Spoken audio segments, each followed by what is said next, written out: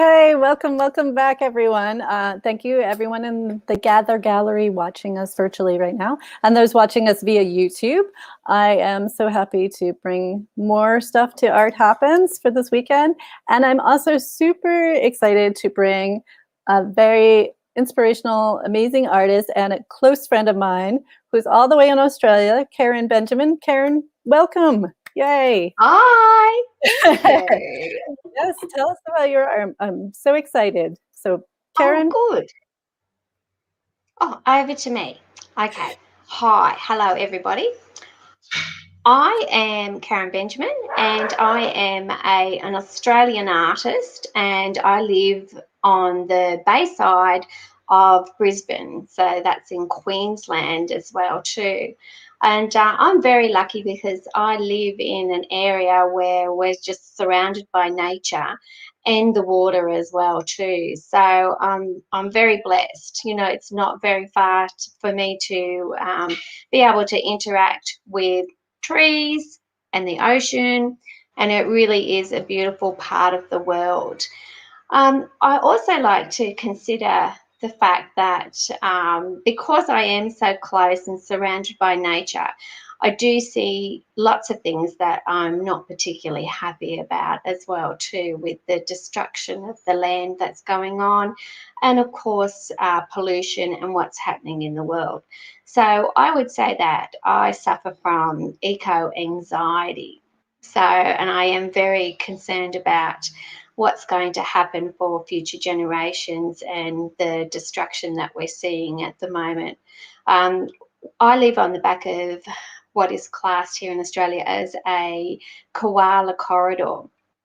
And over the last 30 years, they have been declining in great numbers as well too, because we are destroying their habitat. And unfortunately, the little koalas are, well, basically they're drunk and high on eucalyptus all of the time. And so they do tend to be run over quite frequently or attacked because they're not the brightest animals. So that's just one thing that I see. Also, what I see too, and hopefully not so much now, but turtles dying because they've been swallowing plastic bags. And that's really quite distressing when you go for a walk and you see these big, beautiful turtles and they're just being beached and they're dying and there's nothing that can be done. Of course, when they open them up, they're full of plastic, which is just heartbreaking. So these are the sorts of things that are really, you know, they concern me, and probably that's the basis of my arts practice as well too. So I'm not somebody who likes to do things with my art so that they're very in your face and confronting. I consider my art to be quite gentle, but very, very bright and loud, and possibly even naive. And I like it like that because I think it's not confrontational, and so hopefully it will draw more people in, and they will look at it and maybe, you know, give a little bit more thought to what's going on around them. So that's the way that I like to look at my arts practice. So the other thing that, of course, I'm going to talk about is what happened here during the pandemic, and of course.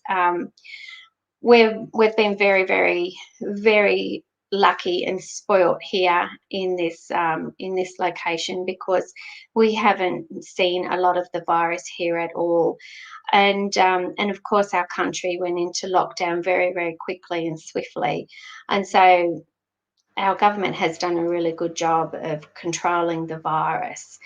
When we first went into lockdown, I thought, oh, you know, this will be fine. I can do this quite easily because, you know, we live in this lovely area, and I can get out and get fresh air every day into my backyard, and, you know, I'll be fine. And one of the first things that I did was I put in a veggie patch because I figured that, like, you know, surely they wouldn't let us go to the shops during this sort of time. So I just thought, well, I'll just grow all my own veggies, and I'll grow all the veggies for everyone in the street and all my friends. And so, you know, I did this whole thing very, very easily, and had a wonderful time in my garden and in my home, and did art and gardening, and I did all of these fabulous things.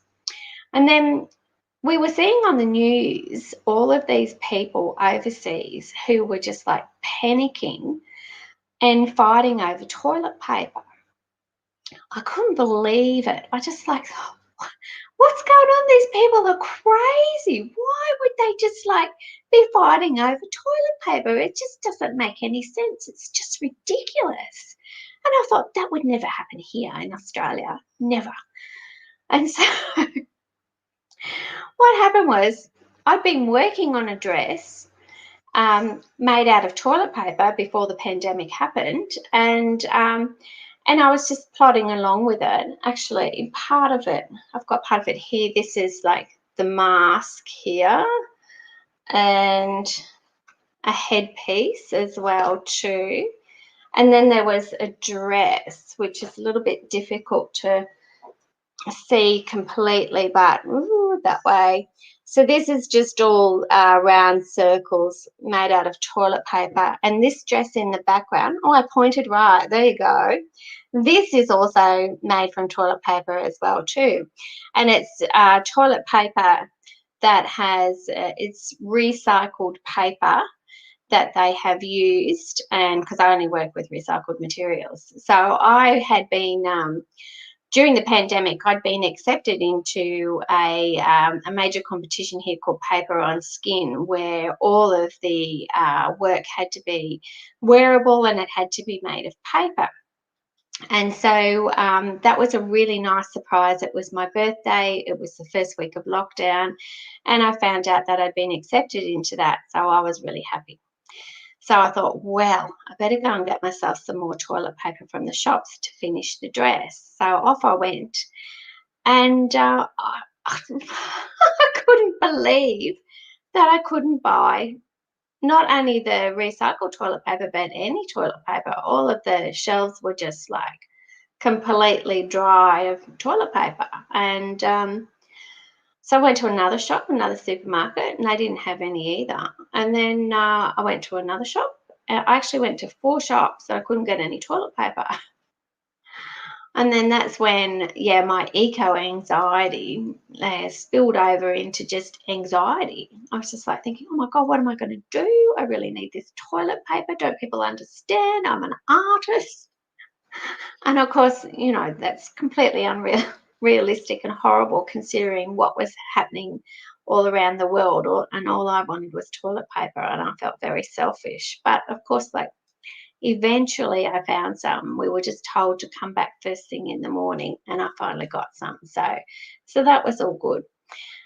Also, during this time, I also found out that my girlfriend, her daughter, um, she is also an artist and an environmentalist, and had been studying art at university, and she had also studied environmental science.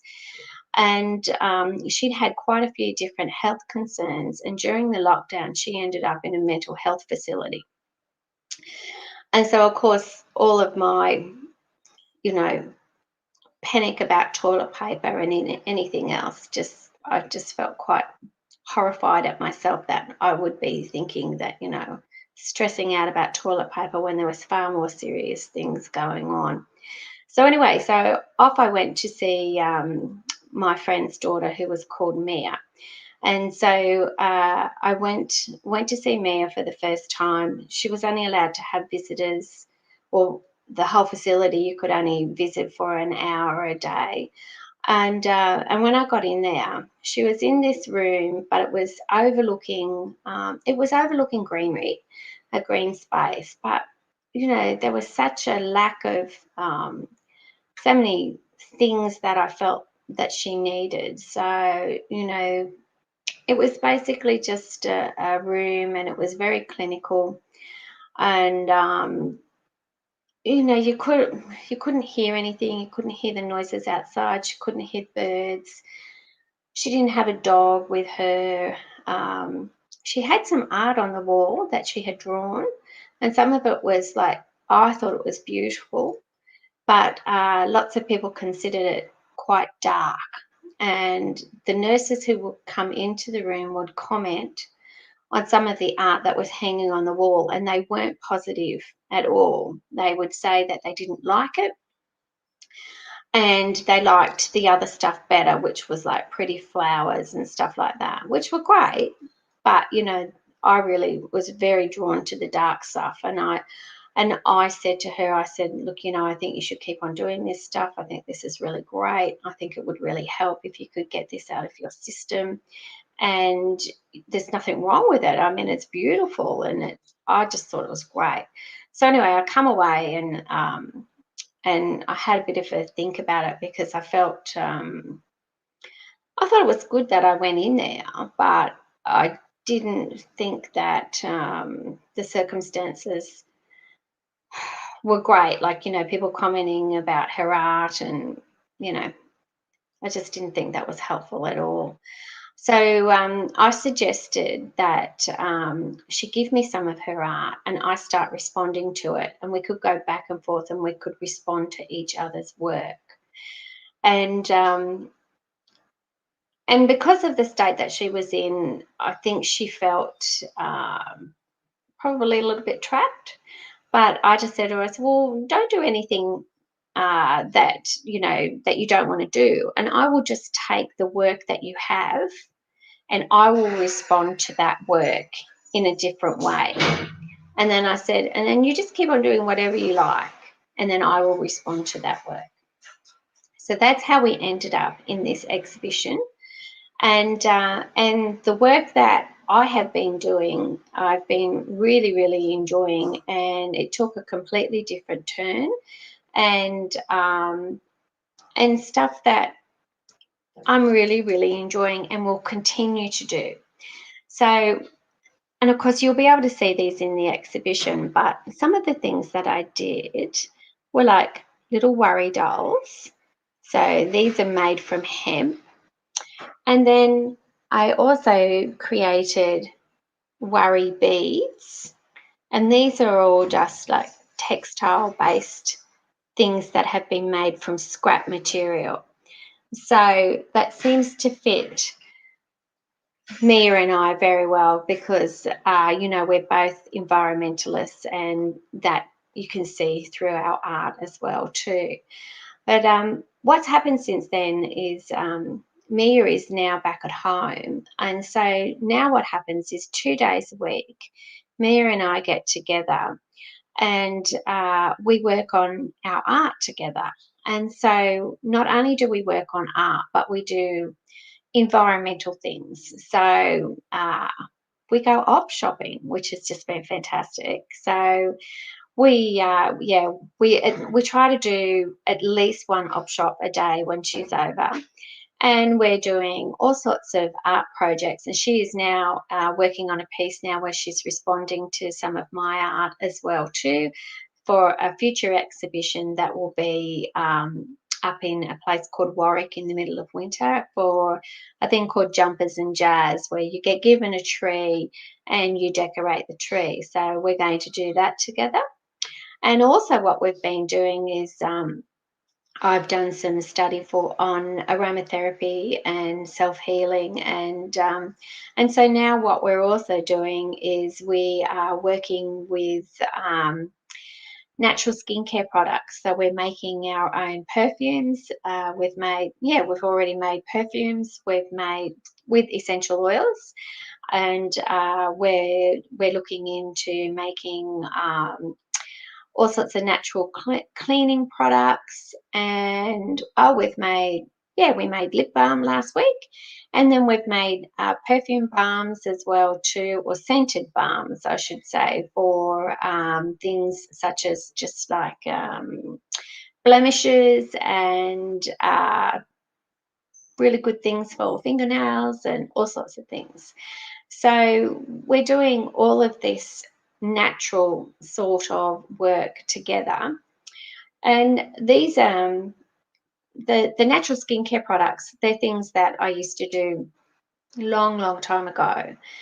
And what's been really lovely is Mia and I are walking through this together, but I'm revisiting all of these things. And because I'm revisiting them and because I'm older now, I think I'm realizing the importance of passing this knowledge on, and also the fact that I need to be recording all of these recipes. So it's actually like been really good for me, because when I was doing this, it was quite alternative, whereas now, it's quite a trendy thing. So I'm happily writing down all of my recipes and enjoying the whole experience through someone else's eyes, and through someone else's eyes who is on the same level and enjoys that sort of thing. Whereas before, when I was doing those sorts of things, I would only ever do them in private, and because people just thought it was strange or different.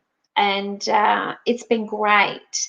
And so I've slowly been coming out, I suppose, and letting people know that I do this. So I had a neighbour, and she'd been for a swim, and she'd been stung by a blue bottle. And the blue bottle had come up. I don't know if you have blue bottles over there. Maybe they're Australian. I don't know, but they sting really bad, and it stung her all over the back and came right up across her face. And so she's only a young girl, so she's only 19, and I actually made some balm for her to try. And they thought that she would have to have some sort of laser surgery to get rid of the scarring and the marks. And she just tried some natural balms that I just like cooked up in the kitchen, and it left no scarring, and her skin's perfectly fine. So it's just another thing that's just really reinforced the fact of what I've been doing and how good it is actually been too. So I'm very thrilled to think that something so natural and something so easy to just make in the kitchen could turn into be something that was so useful and so good. So, and of course, I use things from the garden for like floral waters and stuff like that. So make mixtures out of the plants that I already have, but I also use essential oils as well too. So it's all an art form in itself, just with mixing and blending all of these things together. And it's just been really great to pass on all of this information. And so I think if there's anyone there, I would be happy to take any sort of questions now. And Amy, are you there? Oh, there I am. I am here. I was wondering, where's the jar that you scream into? Has that been helping with any anxiety? Well, they have actually. I don't have the jar with me right now, but I do have jars. Like, I mean, I don't know if you can see Oh, this it's one. full, but yeah. Mhm. It's full, but yeah, but you can still yell into it. Ah! So it's been funny because I've made a few of those dolls and put them in jars for friends and then given them to friends. And it's funny because they immediately take the lid off the jar and they yell into the jar. It's your worry doll. That's what you're supposed to do. That's exactly right. And so they do feel better. And one friend, I gave one to her yesterday, and she would talk into it, and she would just go, "Hello, how are you?" Yeah, you So really yeah. feel a connection with your worry doll or bead. Yeah. Mm, And yeah. I was inspired by you. I made a worry doll a couple of weeks ago. I haven't finished him, but I used some t-shirt yarn to attach him to my wrist. Oh, So I could just whisper excellent. to it. Oh, that's really cute. But it looks like a lobster. It does look like a lobster, and maybe it is a worry lobster. I'm near the ocean. Well, I, But I I can't see any reason why you can't have a lobster as a worry doll. no, no, and we do have a question from the audience, and I think I just wanted to show this before the show with the toilet paper dress, which is a public art show. that they have Yes. yearly. I was supposed to be in the show with you, and Mm. I didn't enter because pandemic. Yes. But I did finish my piece, and then I made sure to post a picture of what I had to do with my toilet paper. It became toilet paper again. That's on the roll. So I lost my art supplies uh, because of the pandemic. But I have I love that.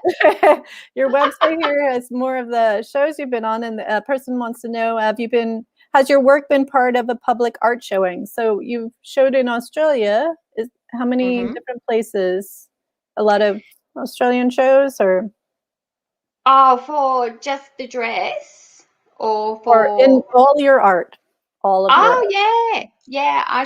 I've been showing regularly for the past since 2013 is when I first started, and that's a really good point because before then I didn't really exhibit anything because I'd come up to a point in my life where I suppose I had to get a life because my children were much older and leaving the nest, and I didn't want to be one of those people that just like lived their whole life through their children, and I knew I had to let them go as well too. And Mm. so they were boys.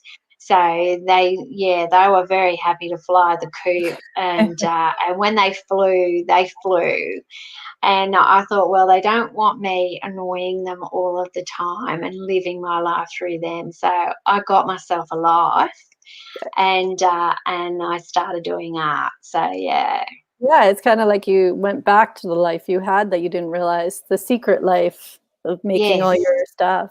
And that's very true. so you came full circle back into Yes. Karen. Yes, it's interesting because the first job I had when I left school was working for the Newcastle Regional Art Gallery, which is quite a big. It was the main art gallery in the town that I lived, and you're right, and I did used to make things back then too, and I really enjoyed that whole life and that scene, and so yeah, after I left, like other things got in the way, but that's the great thing with art, it never leaves your soul. And I was always fascinated and interested still just looking at other sorts of things. So yeah, it doesn't leave No, it art. doesn't leave. And another question we Mm, have from the audience is the worry beads. They think they yes. look very interesting, and they want to know if they're hollow. No, they're not hollow. They're just a You wanna little bit of wanna hold some up? Do you have one? yeah, yeah. Let me have a look. Okay. So no, they are not hollow. They are even well the how they started that way. How they started was after I'd been doing some sewing, I saw a whole heap of scrap on the floor, Mm. and I really hate throwing that all of that away. And so what I did was I picked them up and then I just wound thread around them. And so that's how it started. So Oh, that yeah. makes sense. You scrunch it up and just keep going. Yes, yeah, Yeah, that's exactly. it's like Yeah. a rubber band ball. Yes, yes. Just keep Uh, going around. so yeah, so the plan is I'd like them as big chunky necklaces. So Oh, so you didn't make mm, it yet, so you have so many options, but are you gonna put a yes. hole, or are you gonna sew it? What do you think? No, I'm just going to thread them together, I Mhm. reckon. And so like in descending order. But the other thing too is what I'm trying to do Ooh, is look I'm at yeah, see, wouldn't that look awesome? yeah, that would. Yeah. I'm trying to I need to lift the other hand up there. I'm trying to make one a day. Oh, So yeah. So because I reckon that they would just look absolutely amazing if they just all fell from the ceiling. So or joined. that'd be a great installation to walk through. Yeah, yeah. Yeah. That's what I've got in my head. So, Oh, and that's perfect because that was the next question. Related to your head, there's something on it. oh yes, yes, there is. So yes, and I So, love this one and you made because this? I did indeed. So it's buttons, if you can Yeah, I can see. see the buttons. Mm-hmm. Yeah, it's So that, buttons and glass beads. oh, are they on wire or something? Yes, yes, they've just on a piece of copper wire, and then I've wrapped it around on the headpiece. And so Nice. this is like, I haven't had an opportunity to wear it out in public yet, so this is it. Oh, So yeah, you're wearing it for the world. that's right, the premiere. And I love the way it moves when I walk. Hmm. I It was just feels gonna great. say, yeah, as you're, I didn't make this one. This was a gift, but it moves a But lot. that's cool. I really like that. It's fun because it's Sunday the 14th here, and it's Monday by you, so Oh, yeah. it's Valentine's Day here. Yes, yes, we did that yesterday. Yeah, I was wondering, I Mm. didn't know if you had that holiday or not, but I guess Hallmark has to sell cards everywhere. Oh, that's exactly right. So, yeah. Oh, yeah, no, we have it. So, and the Jumpers and Jazz and all those upcoming shows, are they on your website also? Um, You they can will say be in the CV section. You can have a look at all of the art shows that I've done. So, yeah. no. And yeah, a lot of the pictures are from on my website are from everything that I've done and been involved in. So yeah. Mhm. So Oh, would you suggest that people should work on collaborations more? Because you said you had a great oh experience. You have a great experience with it with Mia. well, I have. I personally have, and also I think because so much of the time that you spend on your art is done alone, Mm. and it's not with anybody else, and so when you're with like-minded people, it's a very enjoyable process, and any sort of doubt that you could possibly have can be alleviated just like so easily just by asking someone. And the classic example of that as well too is I belong to a sewing group, and I took a dress there yesterday because I have two weddings coming up, and I need to mend a dress that I believe is too short for me to wear as a 55-year-old woman. And so I took it along to my sewing circle and I asked their advice. And the advice was, I just need to get over myself and wear the dress. So,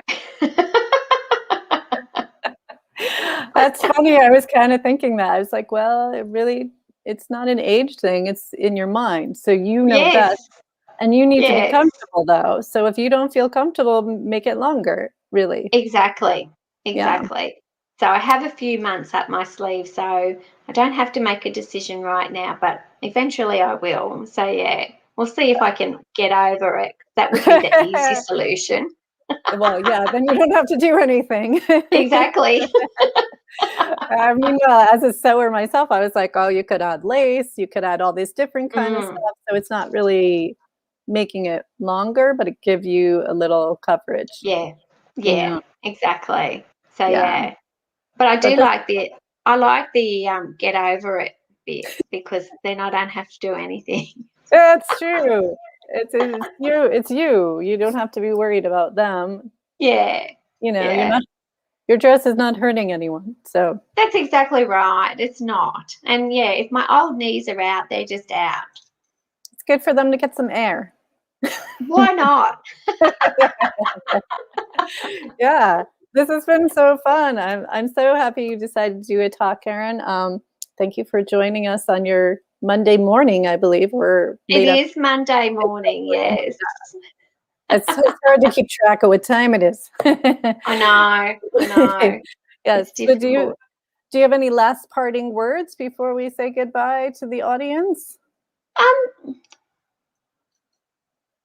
No. No. But, That's okay. You don't have but to. yeah, this is true. But I'd just like to say, like, it's been really great to be involved with this because it's been virtual. I can, because I've watched and I thought, oh man, I'd really like to do that. But I mean, I'm so far away. So this time around, it's been great. And I just am really looking forward to going back into the gallery and having a good look around today. Yay, cool. So anyone Yeah, in the gallery, if you bump into Karen, say hello. please do. Yeah, so Karen, thank you. And thank you to everyone in the gallery who's been watching and everybody who watches via YouTube and or the recording later. Thank you all. And I hope you continue to enjoy. There'll be a few more talks later this evening. And we'll see you in the gallery. Bye. Bye.